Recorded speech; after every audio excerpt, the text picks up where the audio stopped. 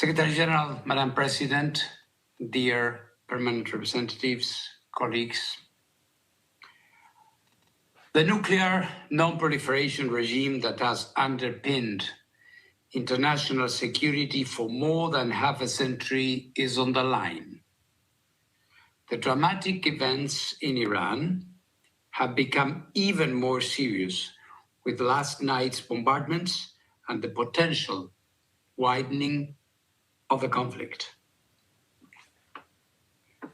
We have a window of opportunity to return to dialogue and diplomacy. If that window closes, violence and destruction could reach unthinkable levels, and the global non-proliferation regime, as we know it, could crumble and fall. Iran, Israel, Iran, the Middle East need peace, and there is a path for diplomacy. We must return, as the Secretary General just said, to the negotiating table and allow the IAEA inspectors, the guardians of the NPT, to go back to Iran's nuclear sites and account for the stockpiles of uranium, including, most importantly, the 400 kilograms of enriched uranium at 60%. Any agreement, ladies and gentlemen, any arrangement will have as a prerequisite the establishment of the facts on the ground. This can be done only through IAEA inspections. IAEA inspectors are in Iran, and they must do their job. This will require a cessation of hostilities so that Iran can let the teams into the sites under the necessary safety and security conditions. Any special measures by Iran to protect its nuclear materials and equipment can be done in accordance with Iran's safeguards obligations with the agency. This is possible. Madam President, based on the information available to the IAEA, let me update you on what has occurred at Iran's nuclear sites since I last addressed this Council 3 days ago. Craters are visible at the Fordow site, Iran's main location for enriching uranium at 60%, indicating the use by the United States of America of ground-penetrating munitions.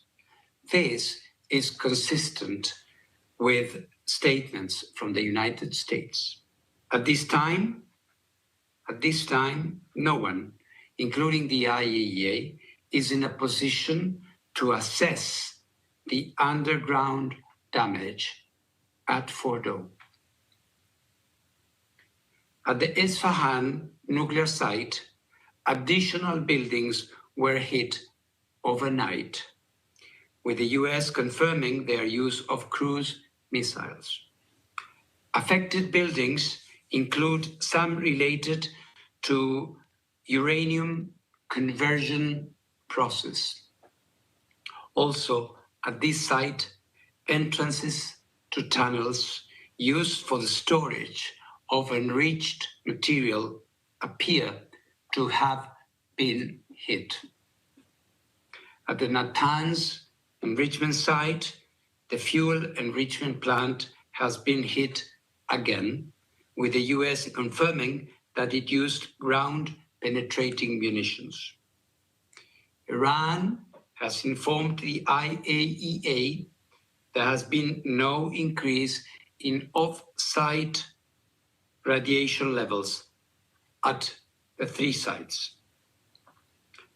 The situation at all other sites in Iran remains as I described them to you 3 days ago.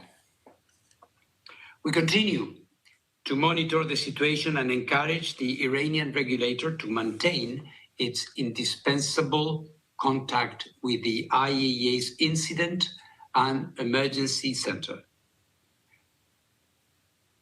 Madam President, the IAEA has consistently underlined, as stated in General Conference resolutions, that armed attacks on nuclear facilities should never take place and could result in radioactive releases with grave consequences within and beyond the boundaries of the state, which has been attacked. I therefore again call on maximum restraint. Military escalation threatens lives and delays a diplomatic solution for the long-term assurance that Iran does not acquire a nuclear weapon. It also threatens the global non-proliferation regime. As I stated 3 days ago and before,